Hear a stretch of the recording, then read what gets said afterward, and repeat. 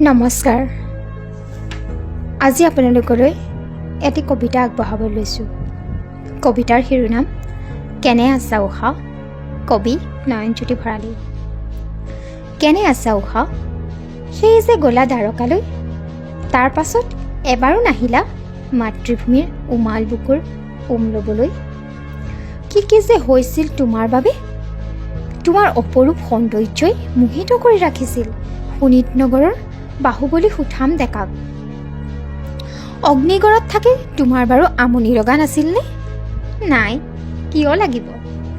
মহাবাহু নাছিল জানো তোমাৰে সাৰথি হৈ?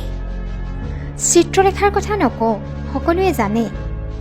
তোমাৰ বাবেই জানো স্বয়ং হৰিহৰই মৰতত আহি কৰা নাছিল পৃথিৱী কপোৱা যুদ্ধ? সিদিনা বহুত দিনৰ মূৰত তোমাৰ নগৰীলৈ গ'লোঁ। নাই, নিমাওমাও পৰিৱেশ, বানাসুৰে গঢ়া সেই শোণিত নগৰ নাই। মায়াৰ সুৰক্ষা বেহুও নাই। আছে মাথো শিলাখণ্ডত তোমাৰ প্ৰেমৰ কাহিনীৰ অমৰ গাথা। চিত্ৰলেখাও নাই অনিৰ ছবি আঁকিবলৈ, আৰু আজিকালি নাৰদ মুনিও নাহে হৰলোকী বিদ্যা শিকাবলৈ। একমাত্ৰ ব্ৰহ্মপুত্ৰখনহে আজিও বৈ আছে শোণিতৰ ইতিহাস বুকুত সাৱটি। আমিও পথিকহে মাথো, বাট বুলি এপদক যাওঁ উষানগৰী তেজপুৰলৈ। কবিতাটো শুনি কেনেকুৱা পালে কমেণ্টত জনাবলৈ নাপাহৰিব। ধন্যবাদ।